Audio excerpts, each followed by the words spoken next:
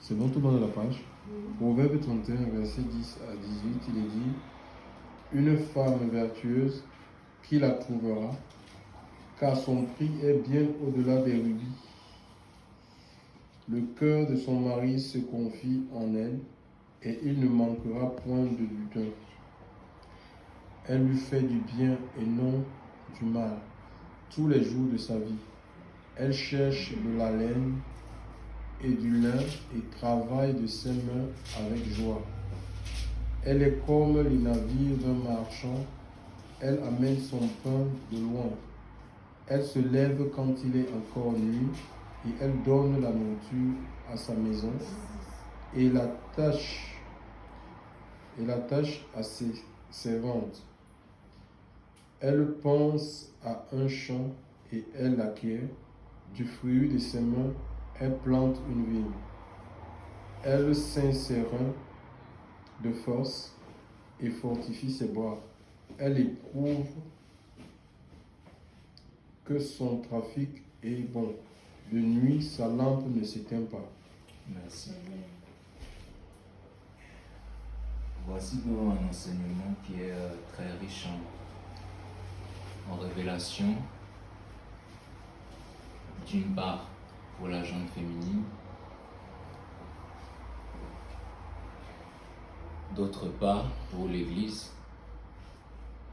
puisque le Seigneur appelle l'Église sa femme, son épouse. Et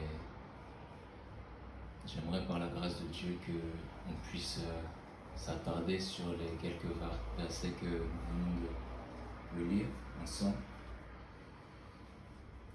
Pourquoi? Parce que la Bible dit que les témoignages qui sont rendus dans toutes les Écritures sont pour notre consolation, sont pour notre instruction et doivent nous pourvoir à nos besoins pour garder la foi et rester persévérants et ajouter à notre foi des progrès constants.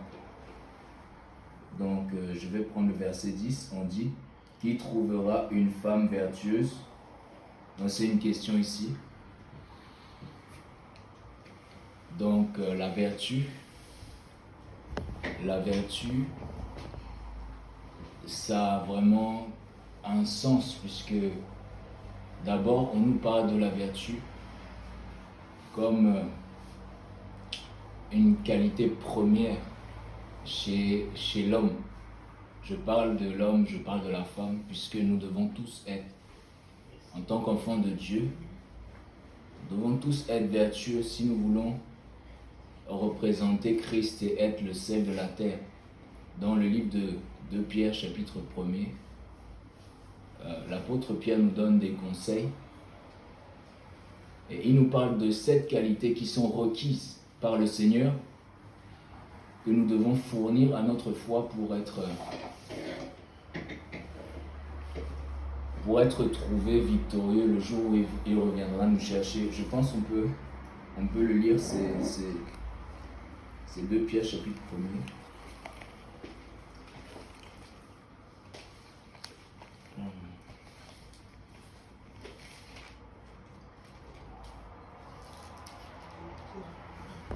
De Pierre chapitre 1er.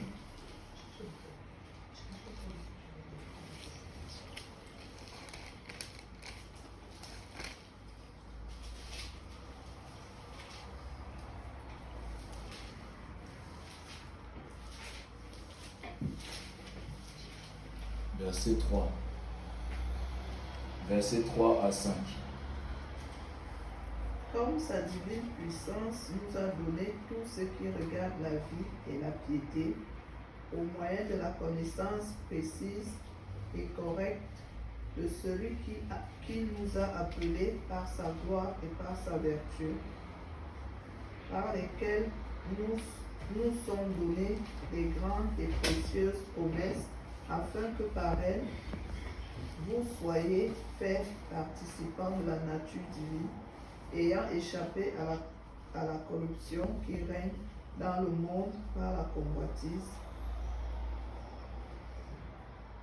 Oh, c'est bon? verset 5. Pour cette même raison aussi, faites tous vos efforts pour fournir à votre foi la vertu et à la vertu la connaissance. Voilà, et tu à peux la t'arrêter ici, connaissance. monsieur. Merci. Voilà, donc c'est une liste de 7 qualités que le Seigneur attend de nous en fait. Ce n'est pas... C'est dans notre intérêt de poursuivre cet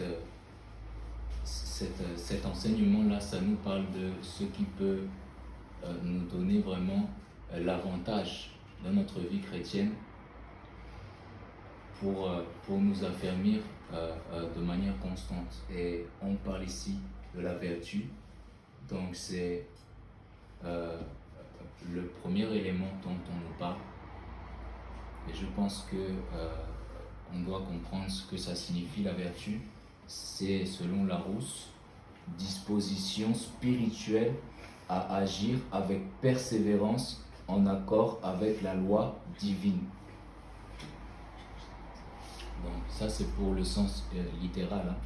Donc on parle de la disposition spirituelle. Donc ce que le Seigneur regarde premièrement, ce sont nos cœurs et nos intentions. C'est sa parole qui juge nos intentions, nos pensées. Et par conséquent, nous devons savoir que tout commence par là en fait. C'est la disposition du cœur qui permet à Dieu de travailler dans nos vies et de faire de nous ce que nous sommes. Et la vertu, ce n'est pas donné à tout le monde. Et surtout, ce qui concerne la foi, puisque c'est spirituellement qu'on juge de ces choses. Quelqu'un qui n'a pas reçu l'Esprit de Dieu ne pourra pas véritablement être vertu en fait. Et je pense que la vertu, ça précède la réussite. Et c'est ce qui nous est donné de plus cher en fait. Puisque par la suite, une fois que nous avons saisi la volonté de Dieu pour notre vie, rien ne pourra empêcher le Seigneur d'accomplir sa volonté. Donc, je vais continuer la lecture. On dit, car son prix surpasse de beaucoup les perles. Donc, dans la traduction que je lis ici, voilà. Donc, le Seigneur parle beaucoup des perles dans la parole de Dieu. On dit qu'elles sont rares, qu'elles sont précieuses, qu'elles sont convoitées. Et d'ailleurs, quand on parle dans le monde, on dit que souvent j'ai entendu dire que je n'ai pas trouvé la perle rare. On compare les perles à une femme en fait. D'abord parce qu'elles sont rares et même l'Ecclésiaste, il a rendu témoignage que dans toute sa vie, il a pu trouver 1 millier d'hommes, mais parmi toutes, je pense que parmi tous ces hommes, il n'en a pas trouvé une parmi. Je vais lire ça, Ecclésiaste 7. On dit ce que mon âme, c'est au verset 28, ce que mon âme cherche encore et que je n'ai pas trouvé. J'ai trouvé un humain entre 1000, mais une femme entre elles toutes, je ne l'ai pas trouvée. Donc on parle vraiment de la rareté. Et comme nous sommes dans une génération où la vertu s'efface et il est de plus en plus difficile de trouver la crainte de Dieu chez l'homme. Et c'est la raison pour laquelle il y a autant de séparation. Si vous regardez les statistiques, ne serait-ce qu'en France, il y a plus d'un mariage sur 2 qui se conclut par le divorce. Et c'est dû au fait du manque de crainte de Dieu dans le cœur de l'homme en fait. Parce que Dieu n'a pas prévu le divorce. Un chrétien ne doit pas être tenu en échec jusqu'à ce point-là. Et c'est la raison pour laquelle nous devons rechercher les qualités du royaume. Ici on parle de la vertu parce que c'est une qualité qui nous vient de Dieu en fait. Et le royaume de Dieu, c'est aussi, le Seigneur le compare à un homme qui a cherché, qui a trouvé dans un champ une perle. Tu peux le prendre. C'est Matthieu chapitre 13.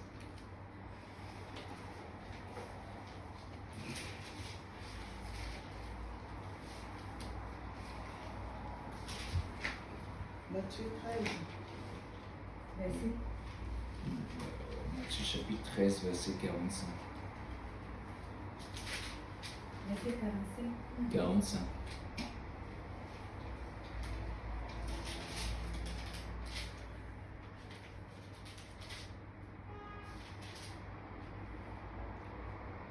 Dans Matthieu 13, verset 45, il est dit: Encore le royaume des cieux est semblable à un marchand qui cherche de belles perles, et ayant trouvé une perle de très grand prix, il s'en alla et vendit tout ce qu'il avait et l'acheta.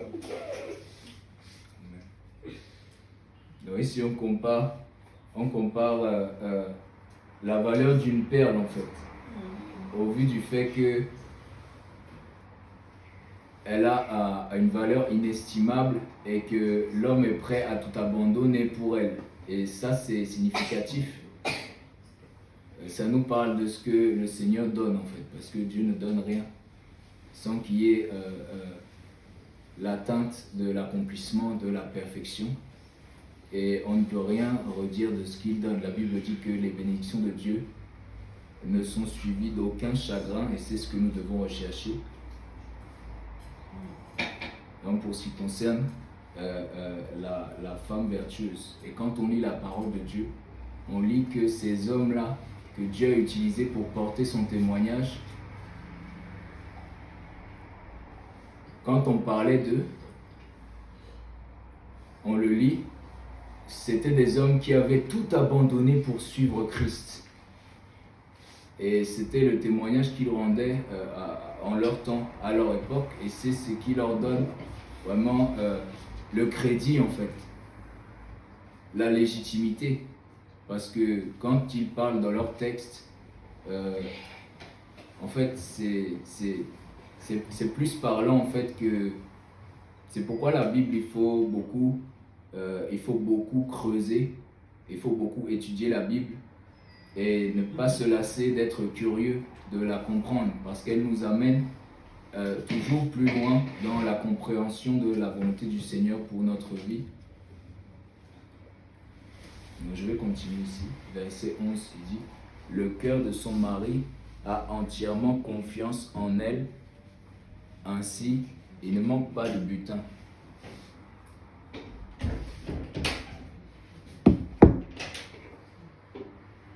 Alors ici, ça nous parle de la sécurité, parce que si le mari qui est Christ a confiance dans l'épouse, l'église du Seigneur, mais ça veut dire en fait que s'il y a la sécurité dans le cœur de Dieu, ça veut dire que il peut compter sur nous, que nous sommes justes, que nous sommes intègres.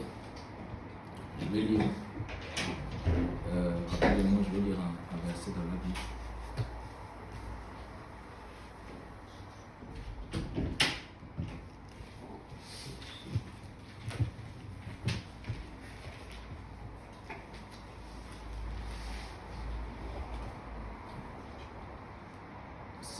C'est David qui disait que l'innocence et la droiture me protègent. Vous voyez, l'innocence et la droiture, ou la confiance, en fait c'est quelque chose qui, c'est le témoignage de Christ en fait, en nous. Le Seigneur dit ici que l'homme doit avoir confiance en sa femme pour qu'il y ait en retour la rétribution. C'est le fait qu'elle porte du fruit. On dit qu'elle ne manque pas. Tu peux relire ça, Delphine, s'il te plaît. Lire quoi? Proverbe 31.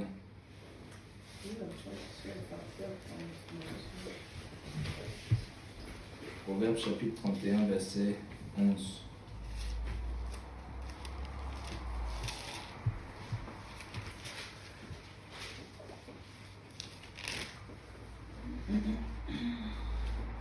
Proverbe 31, 11. Le cœur de son mari a entièrement confiance en elle. Ainsi, il ne manque point le butin. Dans ma version. En fait, c'est ce qui fait la solidité de ce couple-là, la confiance. Au vu du fait que son mari a confiance en elle, ça veut dire qu'il a la conscience tranquille sur le fait que cette femme-là, elle est innocente, elle est droite en fait. Et à cause de cette intégrité-là, de ce témoignage qu'elle rend, elle ne manque pas de butin. Et le butin, ça a un sens ici. Le butin dans le dictionnaire, c'est ce qu'on prend aux ennemis pendant une guerre, après la victoire. Alors on comprend ici que ce n'est pas sans les récompenses qu'elles en sont en fait. Et comme nous, spirituellement parlant, nous sommes dans une guerre, ce n'est pas en vain que nous luttons de jour comme de nuit pour rester dans la prière. On cherche vraiment la volonté de Dieu, c'est que le royaume des cieux avance et que les âmes puissent se donner à Jésus-Christ.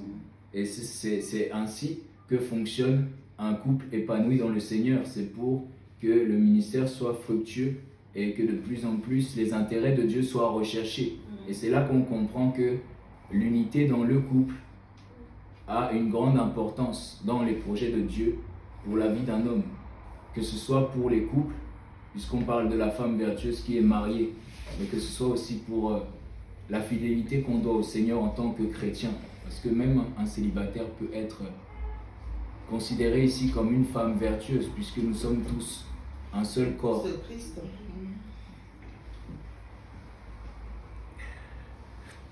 Et je vais continuer alors la lecture. Proverbe 31.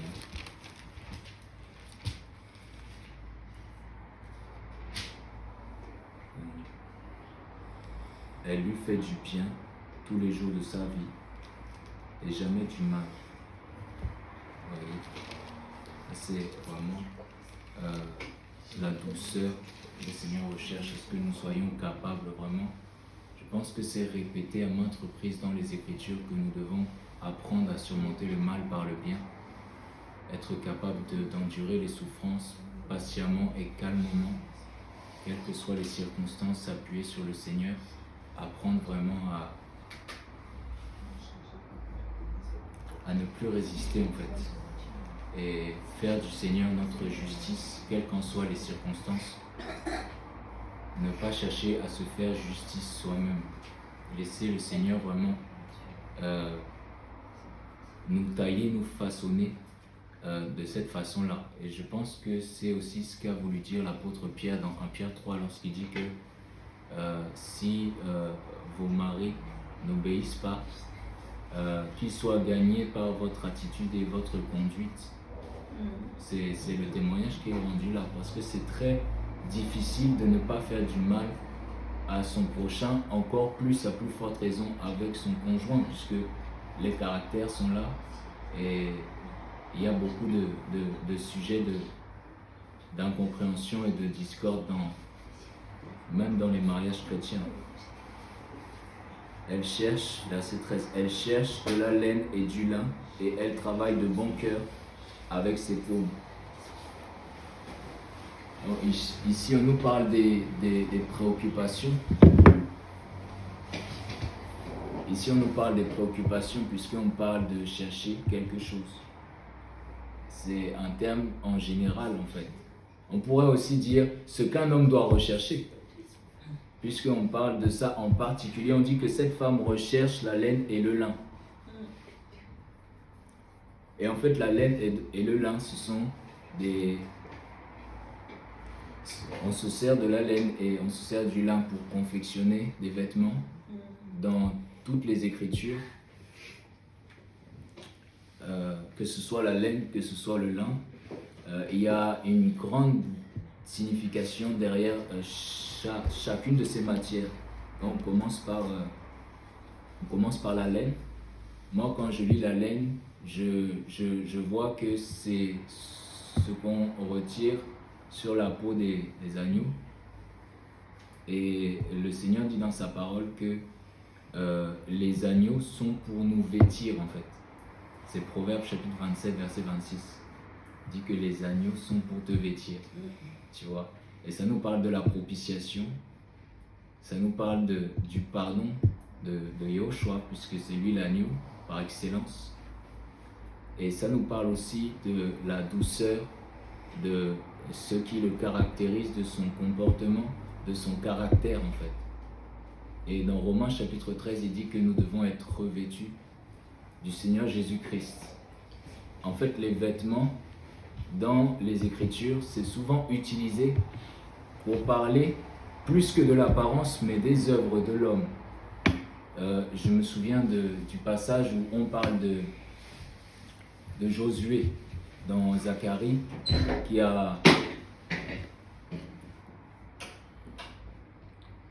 avait comparu devant le Seigneur, et le diable se tenait à la droite pour accuser cet homme, et Dieu avait tranché en disant qu'il faut lui retirer ses vêtements-là et lui mettre des habits de fête, parce que ses vêtements sont sales.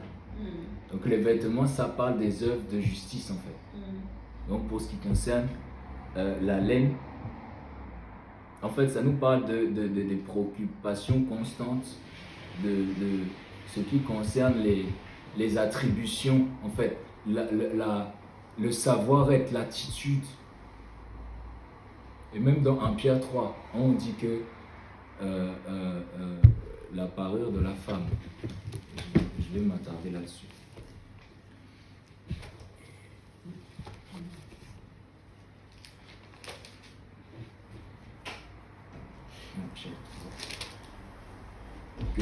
Que votre parure ne soit pas celle de l'extérieur, le tressage des cheveux. 1 Pierre chapitre 3, verset 3.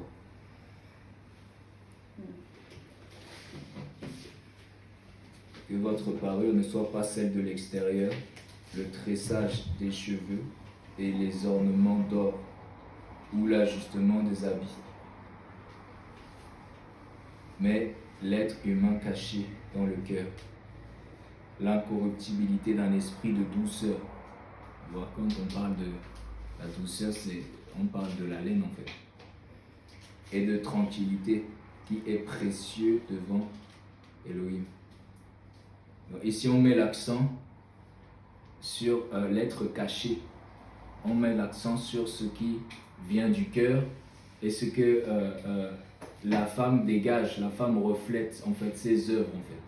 On ne parle pas, parce que c'est souvent ce qui frappe les yeux, que nous on regarde, c'est la parole qu'on regarde, c'est ça qu'on voit d'abord premièrement. Mais ce que le Seigneur voit lui, c'est autre chose. Et c'est pour ça qu'il parle à une église dans l'Apocalypse en disant que elle est nue. Et pourtant cette église-là ne manquait pas de richesse, de biens matériels. Et c'est la pensée de Dieu que nous nous attachions à son regard à lui plutôt qu'au nôtre en fait. De ne pas mettre l'accent de trop en fait. De ne pas être dans la superficialité. C'est pour ça qu'il nous demande d'être modeste en fait. Parce que ce n'est pas parce qu'on se doit d'être bien habillé, c'est vrai. Mais les préoccupations de notre cœur, ça se porte beaucoup plus sur notre attitude, sur notre comportement. Parce que c'est ça que le Seigneur voit en premier. On parle aussi du lin. Alors, le lin, c'est la justice, en fait.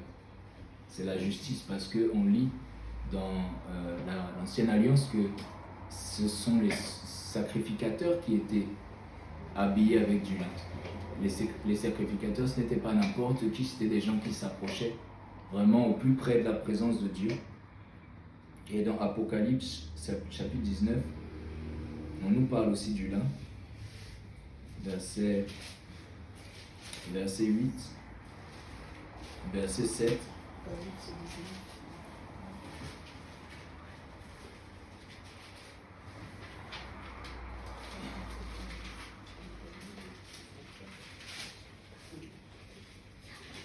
Désolé. Apocalypse chapitre 19, versets 7 à 8.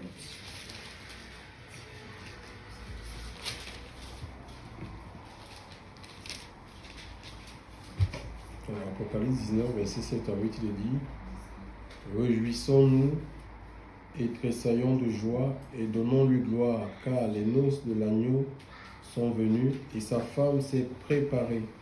Il lui a donné d'être vêtue de fin lin, éclatant et pur, car le fin lin, ce sont les justices des saints. Et il me dit, écrit, bienheureux ceux qui sont conviés au banquet de noces de l'agneau. Et il me dit, ce sont ici les véritables paroles de Dieu. Tu peux t'arrêter. Donc ça concerne. Donc c'est une mention parmi tant d'autres, parce que dans toutes les Écritures, on fera une référence. C'est comme une allégorie en fait, par rapport au fait que les vêtements, ça nous parle des œuvres de justice. Et donc elle cherche. En revanche, pour ce qui concerne le vêtement de tout homme, parce qu'il y a aussi dans l'esprit un vêtement pour les inconvertis. Dans Ésaïe, le Seigneur reprochait à ces Juifs qui s'étaient compromis parce qu'ils ne cherchaient aucunement la face de Dieu, d'avoir en fait une justice qui est comme le linge le plus souillé. C'est Ésaïe chapitre 64 verset 5 qui nous parle de ça. Il dit que voilà, ils comparent leurs vêtements vraiment à cette vie de dépravation et de péché en fait.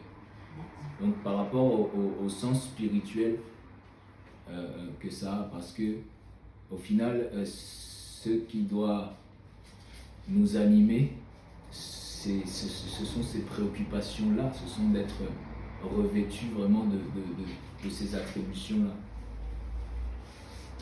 Et c'est ça qui occupe l'esprit de cette femme en fait, qui prend toute la place. Raison pour laquelle, quelle que soit sa condition en fait, c'est Dieu qui se charge de sa condition à cause de ce cœur-là bien disposé à s'attacher à ce qui est essentiel pour le Seigneur. Je vais continuer la lecture. Elle travaille de bon cœur avec ses peaux. Elle est comme les navires d'un marchand. Elle amène sa nourriture de loin. Alors ici on nous parle aussi des conséquences, des répercussions de son témoignage. Parce que déjà, c'est pas donné à toutes les femmes d'être considérées ainsi. Parce qu'il y a beaucoup de femmes, malheureusement, qui sont paresseuses et qui n'ont pas forcément ces opportunités-là d'être travailleuses et d'avoir ce champ d'action des possibles-là. Parce qu'ici, on parle quand même d'une renommée. C'est pas n'importe quelle femme. Elle a une position dans la société. C'est quelqu'un qui fait quelque chose de ses mains, en fait, qui est utile. Il dit, elle est comme les navires d'un marchand. Elle amène sa nourriture de loin. Donc, ça fait référence aussi au vent de l'esprit. Parce que les navires d'un marchand, ils sont en constante évolution en fait, il voyage, ça parle du fait qu'on transite, on voyage, elle amène sa nourriture de loin. Donc là ici je dirais que plus que la nourriture, comme le pain, comme le manioc, je parlerai plus ici de l'œuvre du Seigneur. Parce qu'un jour le Seigneur avait communiqué avec ses disciples, il a dit que ma nourriture est de faire l'œuvre que celui qui m'a envoyé. La nourriture de loin, ça nous parle du fait que nous sommes en fait à même d'être utilisés par le Seigneur pour aller au-delà de certaines limites en fait. Il nous donne des responsabilités pour le servir en fait en dehors des frontières. Et c'est de ça dont il est question en fait. C'est le fait que ça nous parle du ministère. On dit dans le livre de Jean 6, le Seigneur a dit travaillez non pour la nourriture qui périt, mais pour celle qui est permanente. Et c'est laquelle le Fils de l'homme vous donnera, car c'est lui que le Père a marqué de son sort. C'est Jean chapitre 6, verset 27. Donc je continue. Verset 15. Et lorsqu'il est encore nuit, elle distribue. C'est verset 4 ou 15. Le verset 15. De qui? 31. Proverbe 31, verset 15. Et lorsqu'il est encore nuit, elle distribue la nourriture à sa maison et elle donne à ses servantes leur portion. Donc, ici, ça nous parle de la disponibilité, le fait que c'est une femme qui est de jour comme de nuit, elle veille, elle est à la disposition du Seigneur et elle ne manque pas d'assumer pleinement ses responsabilités. La nuit, ça nous parle aussi de notre génération en fait, parce que nous sommes dans une génération extrêmement portée vers le mal, où toutes sortes d'influences égarent les gens. On s'attache plus aux mauvaises choses qu'aux bonnes, on appelle bien ce qui est mauvais, et c'est une génération où les ténèbres ont de plus en plus de valeur au regard des gens. Le péché est banalisé. Et dans cette génération-là, cette femme-là, elle ne manque pas, elle reste à son poste en fait. Elle ne sort pas de sa condition, quel que soit ce qui peut se passer dehors. Elle veille, elle est comme cette femme dans le livre de... vous vous souvenez de Marie et de Marthe, n'est-ce pas? C'est Marie qui avait la première place, parce que c'est elle qui était à ses pieds en fait. Quelle Marie de Magdala? Simplement, on n'a pas... C'est pas le nom composé. C'est le passage que vous connaissez bien. C'est elle qui allait annoncer la bonne nouvelle, donc c'est normal. Et le Seigneur a vraiment loué Marie pour son attitude en fait. Et c'est vraiment ça la disposition du cœur, c'est ça la vertu. Parce que quel que soit ce que tu peux faire, où est-ce que tu peux te trouver, c'est d'abord la disposition du cœur qui fera que fléchir en fait le Seigneur pour ton traitement en fait. C'est ça, parce qu'on peut être dans une situation extrêmement difficile où on se retrouve au pied du mur, pris au dépourvu, dans la crainte, dans le tremblement, mais à cause de la crainte qu'on a de Dieu, ben, il va se laisser fléchir par nos prières et il va se laisser implorer par nous en fait. Moi, combien de fois j'ai failli me faire croquer, mais par la grâce de Dieu, je suis resté debout. Et pourtant, j'ai échappé belle. Parce que je suis resté devant Dieu en fait, c'est pour ça. Donc, c'est un peu... Et il dit, elle distribue la nourriture à sa maison et elle donne à ses servantes leur portion. En fait, ça nous parle du service, ça nous parle de Christ en fait. Parce que Christ n'est pas venu sur terre pour être servi, mais pour servir les gens. Il ne pensait pas à ses propres intérêts, il cherchait pas à se satisfaire et il était toujours prêt à bénir et à servir son prochain. Et il a même dit que celui qui veut être le premier parmi vous, qui soit l'esclave de tous, en fait, c'est ça. C'est une femme, en fait, qui a vraiment... c'est une femme qui est dévouée, en fait, qui est fervente, bouillant de la chaleur de l'esprit. C'est vraiment le témoignage de cette femme dont parle Paul dans 1 Timothée 5, qui est capable en fait d'enseigner les plus jeunes générations, la femme vertueuse. Et pourtant c'est une femme qui ne fait pas de bruit, c'est pas une femme qui est dans l'extravagance. Vous la verrez sur les réseaux sociaux se montrer avec beaucoup d'ardeur en fait. C'est une femme qui travaille dans les coulisses en fait. Dieu la voit en fait, Dieu reconnaît son travail. Et elle ne va pas dire à la terre entière qu'elle fait ceci, elle fait cela, dans le secret en fait. La femme vertueuse. Elle pense à un champ et le prend. Vous voyez, c'est toujours les projets de faire toujours ce qui est agréable à Dieu. Elle reconnaît le besoin là où il se trouve, le besoin essentiel, et ce que Dieu prend plaisir en fait. Dans le chant, bon, le chant, ça peut nous parler aussi des besoins auxquels il faut répondre, notamment pour les veuves, pour les orphelins, les plus démunis, parce que la justice de Dieu veut que nous donnions aux plus pauvres.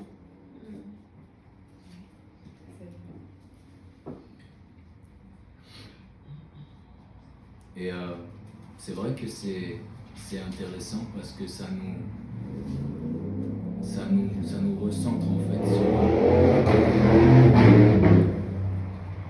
sur la base en fait. Parce que dans notre génération, on pense qu'il faut vivre avec son temps parce que les mœurs évoluent à travers les époques, de nouvelles choses s'ajoutent en fait de nouveaux besoins apparaissent, mais pourtant selon la Bible c'est toujours la même chose, la même base en fait. Que le Seigneur veut que nous restions simples et que nous nous référions aux premiers croyants qui sont nos modèles comme Abraham et Sarah. Ce n'étaient pas des gens qui étaient dans l'apparence, dans le superflu. Elle s'inséra de force. Elle s'inséra de force et affermit ses bras. Donc ici, je vais juste partager par rapport à la ceinture. Quand on nous parle des reins dans la parole, ça nous parle de l'entendement en fait. Dans 1 Pierre chapitre 1er, Pierre dit que nous devons ceindre les reins de notre entendement. En fait, l'entendement, c'est ce qui régit, c'est ce qui a le pouvoir de régir ta vie, ton déplacement, les décisions que tu as à prendre en fait. Tout part de ton entendement parce que c'est à partir de ton entendement que tu réfléchis d'abord et tu prends les meilleures décisions qui s'imposent. Et aussi, on dit que les reins, c'est selon la parole. On dit que c'est au niveau des reins qu'on attache la ceinture et la ceinture c'est la vérité. Et beaucoup dans notre génération, ils ne sont pas, en fait, ils n'ont pas cette foi ferme dans les Écritures en fait. Ils ne s'appuient pas suffisamment sur les Écritures et sur la parole de Dieu, ce qui fait qu'ils peuvent être influencés et se détourner même en fait parce que Dieu est très attaché à sa parole et c'est sur ça qu'on se base. Et on sait très bien que c'est au niveau des reins qu'on tient en fait tout le corps. N'est-ce pas? Et c'est la première chose. Il dit saignez les reins de votre entendement. C'est 1 Pierre chapitre 1er.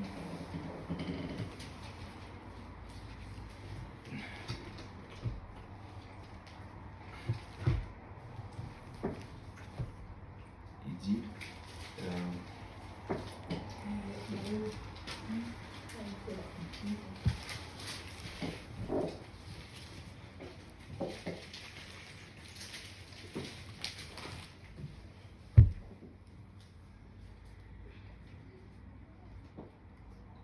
verset 13. c'est verset 13. Oui. Oui.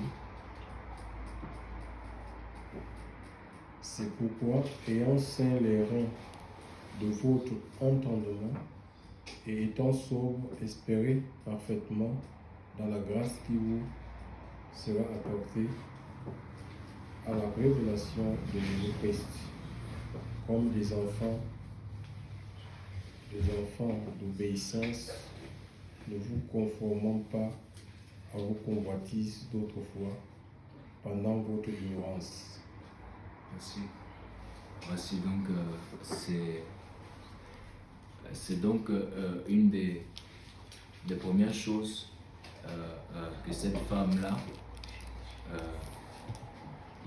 quelles que soient les situations qui lui arriveront dans sa vie, elle sera capable de riposter et d'y faire face, tout simplement parce que elle a elle attache son cœur à la parole de Dieu et elle cherchera toujours à répondre par elle en fait. Elle s'insérera de force et affermit ses bras. Donc ça fait partie aussi de ce que le Seigneur attend de nous parce que il veut voir jusqu'où nous sommes capables d'aller pour ce qui concerne notre obéissance à sa parole en fait.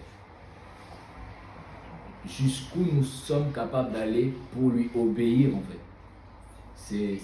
C'est très important de toujours avoir cette force-là de dire que non, qu'est-ce que la parole de Dieu dit? Et sachant que nous demeurons dans la parole de Dieu. Donc, par conséquent, nous aurons toujours cette pensée qui nous accompagne. Savoir en fait que dans cette situation, il y a certaines choses que je ne pourrais jamais me permettre de faire parce que je sais très bien ce que Dieu dit. En fait. Par rapport à ça. Parce que c'est vrai qu'il y a beaucoup les tentations, la chair est faible, mais Dieu nous donne toujours les moyens en fait. Donc il n'y a pas... Je vais continuer. Verset 18. Elle sent que son trafic est bon et sa lampe ne s'éteint pas la nuit. Ici on parle encore de la nuit. Donc déjà ça nous parle de la vie du Seigneur. Parce que la lampe ça nous parle de la lumière. Comme la lumière c'est Christ. Et ensuite la lampe ça peut aussi donner ça peut avoir plusieurs sens. Moi j'ai parcouru un peu la parole et j'ai lu. On parle de la lampe comme de l'âme et de l'esprit. On dit que ceux qui vivent dans le péché, leur lampe s'éteindra au milieu des ténèbres les plus noires. Donc ça nous parle de l'esprit, ça nous parle de l'âme. On en parle aussi dans Matthieu 25, pour ce qui concerne les vierges folles et sages, qui avaient une lampe allumée pour attendre le Seigneur. Et aussi dans Matthieu 6, on parle de la lampe comme l'œil. Donc ça nous parle de la vision. Je vais lire ça. Matthieu chapitre 6, verset 22.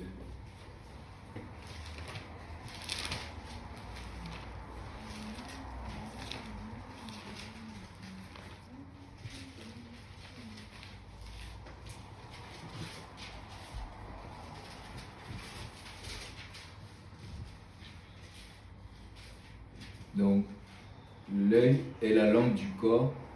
Si donc ton œil est simple, tout ton corps sera lumineux. Donc, ça nous parle de la vision. L'œil, c'est la vision. Comment est-ce que, en fait, nous savons gérer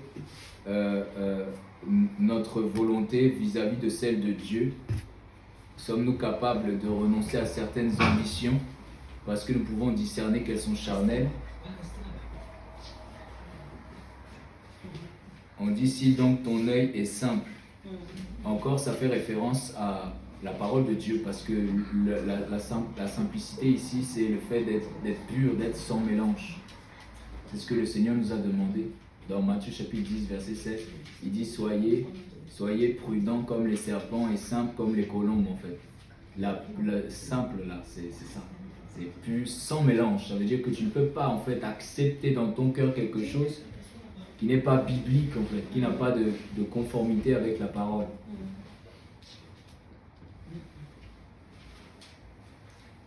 Si ton œil est simple, ça veut dire que ta vision, autrement que ce que nous pouvons voir du bout de notre nez, c'est dans l'esprit parce que c'est ce que nous envisageons pour nous-mêmes dans l'avenir, sans forcément savoir dans quel lieu nous nous trouverons en fait. C'est à Dieu qu'appartient notre lendemain, mais c'est sur le plan spirituel, parce qu'on peut s'imaginer quelque part ou dans certaines alliances, alors que Dieu ne se retrouve pas dans celle-ci. Ça c'est grave. Et ça peut nous détourner vraiment du droit chemin. Il dit, si ton œil est simple, tout ton corps sera lumineux. Et il faut espérer en fait que cette lumière subsistera jusque dans l'éternité, parce que si elle nous quitte, ben c'est la mort à nous-mêmes. On va ternir, on va vieillir plus vite que les païens. Vous savez, moi j'ai regardé comment vieillissent certaines personnes qui ont rejeté Christ. Hein. Et je comprends que ce sont des gens qui sont démunis parce qu'ils n'ont plus la santé et ils souffrent et je vois leur peau se flétrir d'année en année à une vitesse vertigineuse. Et je sais qu'il y a aussi certaines causes qui sont spirituelles parce que ce sont des gens qui s'adonnent à des pratiques occultes. Pourtant, à maintes reprises, on les a avertis. Il y avait une personne dans mon entourage proche qui avait obstinément choisi de rejeter la foi et cette personne m'avait combattu en me reprochant de lire la Bible en fait. Et un jour, malheureusement, elle s'est mise à blasphémer. Et je crois que c'est quelques semaines plus tard, elle a fait un AVC. Et ça l'a vraiment foudroyée au point où aujourd'hui, elle a encore énormément de séquelles. Elle est frappée aussi par l'insomnie, elle ne dort pas la nuit. Elle est rongée par les remords en fait. C'est une personne qui garde rancune et qui s'obstine à rejeter Dieu dans sa vie en fait. Et je constate que c'est le cas de beaucoup. Des gens qui rejettent la parole de Dieu et qui ne se privent pas de le confesser en fait. Et vous savez, nous qui sommes en Mashiach et qui avons cette lumière-là, il faut savoir qu'il y a une progression constante. C'est ça qu'on appelle la sanctification. Et d'ailleurs, l'apôtre Paul dit dans 1 Thessaloniciens chapitre 5 que il nous sanctifiera entièrement en fait. Et dans 2 Corinthiens 10, 4, il dit que jusqu'à ce que votre obéissance ait atteint son accomplissement. Donc ça veut dire que vraiment on est en marche vers une intégrité de plus en plus forte et nous ne devons pas cesser de chercher à exercer la justice dans notre vie. On peut ouvrir Proverbe 4.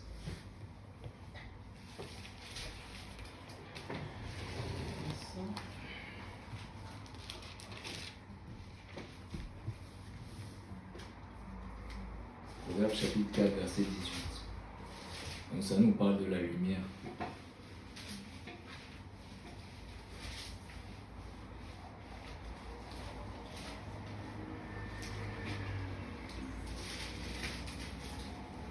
Proverbe 4, verset 18, il est dit: mais le sentier des justes est comme la lumière resplendissante qui va croissant jusqu'à ce que le plein jour soit établi.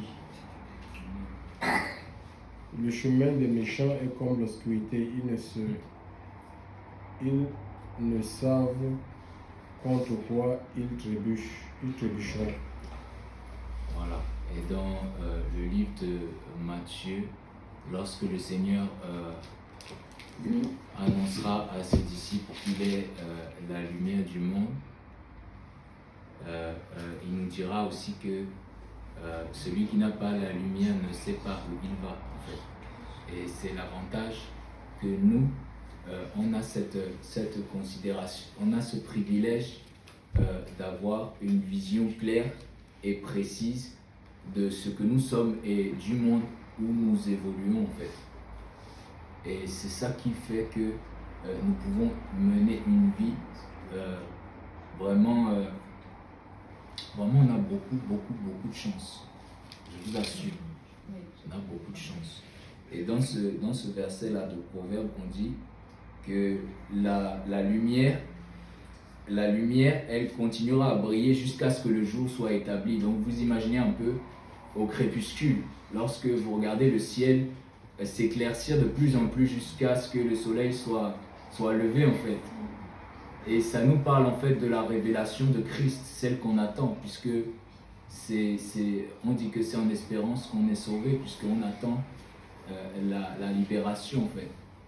Et donc, on doit s'attendre vraiment à continuer à voir cette lumière. Comme il le dit dans sa parole, il dit que c'est l'étoile du matin qui va se lever dans nos cœurs. Et plus est-ce que on s'attache vraiment à cette vision-là qu'on a, parce que tout doit être considéré du point de vue de sa parole et par rapport aux intentions de Dieu pour nos vies, puisqu'elles ne sont pas cachées en fait. On connaît la volonté de Dieu, puisque nos cœurs sont sensibles en fait. Et ça nous parle de c'est magnifique. Hein? Il dit que le sentier des justes est comme la lumière éclatante, continuant à briller jusqu'à ce que le jour soit établi. On attend encore en fait. On est encore dans cette nuit en fait. Il fait encore nuit, on attend, et on se montre patient. Puisqu'on sait que notre récompense, on ne l'a pas toujours en fait. Et c'est pourquoi il faut continuer à supporter. Quel que soit, le Seigneur dit, supporter patiemment, calmement les mauvais traitements en fait. C'est notre part. Il dit que si le bois vert a été infligé, à combien plus forte raison le bois sec que nous sommes. Et nous sommes secs. Hein. Il faut que le Seigneur continue à nous donner de sa vie. Amen. Qu'il nous vienne en aide. Après il dit, elle sent que son trafic est bon. Ça j'ai lu. Sa lampe ne s'éteint pas la nuit. Souvent, ici, dans notre rassemblement, on prend ce verset dans le Cantique qui dit que même quand la Sunamite elle était en train de dormir, son cœur veillait en fait. Et c'est de ça aussi dont il s'agit. Que sa lampe ne s'éteint pas la nuit en fait. C'est la présence de Dieu qui est pour toujours renouvelée. Et donc ce qu'on a vu ici, parce que je vais m'arrêter, ce qu'on a vu ici c'est que la vertu précède énormément de grâce de Dieu déversée en abondance dans notre vie. Et de Pierre nous parle de la vertu comme le premier élément par lequel nous devons être riches. La vertu, on l'a vu dans le dictionnaire, même les gens qui ont écrit ce dictionnaire, ils n'étaient pas forcément convertis. Mais pourtant, ils ont vu juste. Ils ont dit que c'est une disposition spirituelle. Et ce qui est spirituel, nous l'avons, puisque nous sommes avec le Seigneur Jésus. Et cette disposition-là, nous devons veiller sur elle, quels que soient les dits des hommes, en fait. C'est notre cœur que nous devons garder et dont nous sommes gardiens. C'est à nous de faire la part des choses, en fait. Et ce n'est pas grave de commettre une erreur. Ce qui est plus grave, c'est de rester figé dans cette façon. C'est ça. On peut tout de suite se reprendre en fait, parce que le Seigneur ne nous presse pas. Il nous demande d'agir avec précaution. Et c'est ça qui nous assure en fait, parce que quand on regarde le résultat, moi je vois cette femme, on ne lira pas jusqu'à la fin, mais si vous lisez jusqu'à la fin, on lit que c'est une femme qui a une bonne réputation, une réputation en fait qui même la précède vis-à-vis de son mari en fait. Elle fait honneur à son mari et on dit que son mari il est aux portes de la ville, il est assis avec les anciens. En fait c'est une femme et un homme qui ont compris la vision de Dieu pour leur vie et qui impactent leur génération. Et c'est celles et ceux en fait qui font violence en fait pour arracher le royaume et qui ne manqueront pas des récompenses. Si je lis Daniel 12, je vais terminer. Daniel chapitre 12.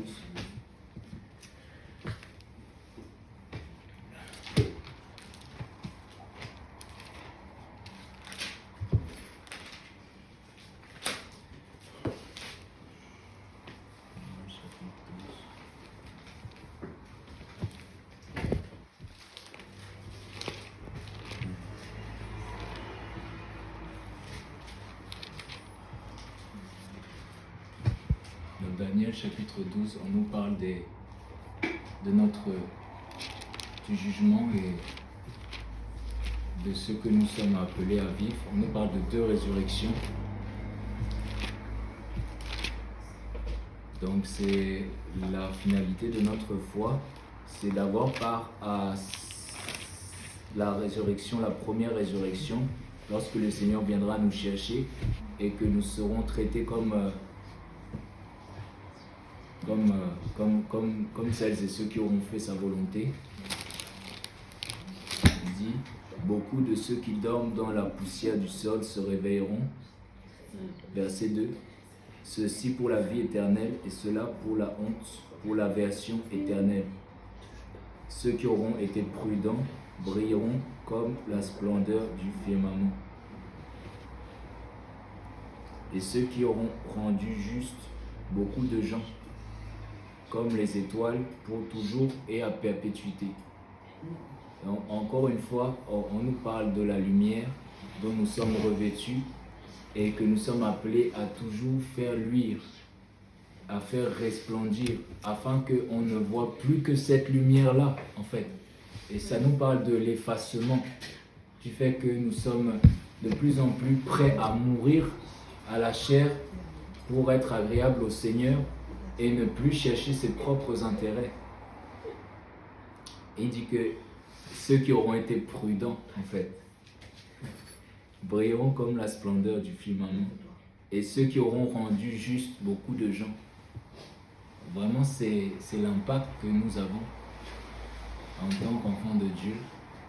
C'est de rendre juste les gens à cause de notre témoignage et de notre façon de vivre. Et on n'a même pas, en fait, ce sont des choses qui s'observent beaucoup plus, qui se remarquent en fait, à cause de la vie que tu mènes. Tu n'as pas besoin de faire des efforts pour montrer à ton prochain qui tu es en Christ. C'est le Seigneur qui travaille en toi à partir de toutes les concessions que tu fais et compromis à cause de la parole de Dieu, des choses que tu n'aurais pas faites ainsi si tu avais écouté seulement ton cœur. C'est ça qui te rend en fait de plus en plus agréable au Seigneur et qui te permet de t'adapter avec aisance à ce qu'il attend de toi. Et cela affecte ton entourage, ton environnement, de sorte que tu rends juste les gens. Il y a aussi le témoignage de Lévi qui m'avait beaucoup touché, c'est Malachie. En fait, il faut souvent se rappeler de ces hommes-là parce que leur témoignage est vraiment magnifique en fait. Et Dieu loue leur attitude, leur comportement sur la terre. Le Seigneur loue ces gens. C'est Malachie. Il nous parle de cet homme-là qui avait, à cause de qui beaucoup de gens s'étaient détournés de l'injustice. Malachie chapitre 2.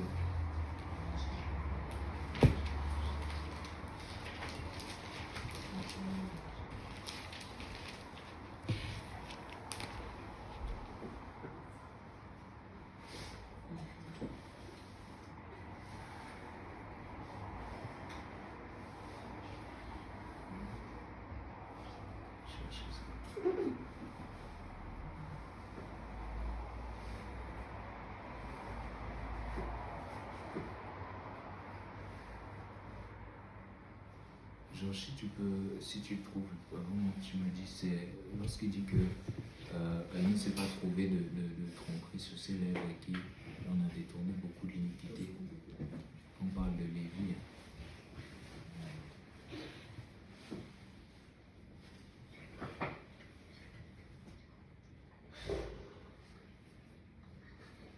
Mais c'est le verset, c'est la loi de vérité qui est dans le rouge. Ah d'accord. Je lève. Verset 7 alors. Verset 5 alors. Oui, oui. Verset 4. Alors, vous saurez que je vous ai envoyé ce commandement afin que mon alliance avec Lévi subsiste, dit Yahweh. Mon alliance avec lui était la vie et la paix. C'est ce que je lui accordais pour qu'il me craigne. Il a eu pour moi de la crainte et il a tremblé devant mon nom. La Torah de la vérité était dans sa bouche et l'injustice n'a pas été trouvée sur ses lèvres. Il a marché avec moi dans la paix et dans la droiture et il en a détourné beaucoup de l'iniquité. Car les lèvres du prêtre doivent garder la connaissance. C'est fort. Et c'est de sa bouche qu'on demande la Torah, parce qu'il est un messager de Yahweh. Voilà donc, le Seigneur a accordé vraiment une grande place dans son cœur à cet homme. Et voyez les conséquences de cette vie de piété, la finalité, quoi. Le fait que c'est vraiment un homme qui avait impacté sa génération, au point où, en le regardant faire, les hommes s'étaient repentis de leur péché à cause du travail que le Saint-Esprit avait opéré en lui. Et Paul dira dans Colossiens que c'est à cause de la puissance, il dit énergia, en fait c'est énergia, dans le grec ça veut dire force dans l'œuvre en fait, mettre en œuvre. Et à cause de la puissance qui agissait en lui, l'apôtre Paul a réussi à garder le cap et se maintenir dans sa condition. Et souvent, on peut être éprouvé de part et d'autre, et souvent par les réactions des gens, parce qu'il y a certaines personnes qui peuvent nous affecter psychologiquement par certains comportements. Et ce que le Seigneur nous demande, c'est de ne pas sortir de notre condition, en fait. Il le dit dans Ecclésiaste, là-bas, il dit que si l'esprit de celui qui domine s'élève contre toi, ne sort point de ta condition. La condition, c'est celle que nous sommes, en fait. Nous devons toujours persévérer dans la justice. C'est le fait de laisser Dieu se charger de nos affaires personnelles, en fait. De ne pas chercher à résoudre de nous-mêmes dans la chair, au point où nous commettrons certaines erreurs. Ça peut nous porter préjudice vis-à-vis du témoignage. Donc, je vais terminer ici. Merci.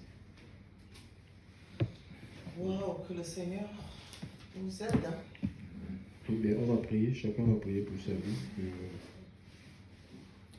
que vraiment le Seigneur puisse bâtir et imprimer ses qualités en chacun de nous, afin que nous soyons des témoins véritables. Pas des chrétiens, des croyants, des circonstances, mais vraiment, quelles que soient des situations devant de nous, qu'on reste ferme, attaché à Dieu, et manifestant les vertus qu'il a mises en nous. Nous prions le Seigneur Père. Je veux te rendre grâce encore pour ces instants, Seigneur. Merci parce que ta parole est la vérité, Seigneur. Tu ne parles pas en vain. Et nous te demandons d'imprimenter, Seigneur Dieu, tes vertus en chacun de nous, Seigneur. Nous ne voulons pas des religieux, des hommes superficiels, légers. Seigneur Dieu tout-puissant, Père. Vraiment, nous voulons la profondeur, Seigneur, qui est de la constance dans notre marche. Seigneur, mon Dieu, mon Père, et que vraiment, Seigneur, ton œuvre aille en profondeur dans nos vies, qu'il y ait la progression, la croissance. Seigneur, mon Dieu, les progrès soient évidents, Seigneur, en chacun de nous. Mon Dieu, mon Père, tu nous brises encore en ce matin, Seigneur. Tu nous façonnes. Seigneur, tu accomplis, Seigneur Dieu, Père, ta volonté, Seigneur. Tu achèves ce que tu as commencé, Seigneur, dans nos cœurs, dans nos vies. Nous voulons nous disposer, Seigneur, à nous laisser façonner, parfaire par toi. Que ton nom soit béni, Seigneur, pour tout ce que tu fais. Dans le nom de Jésus-Christ.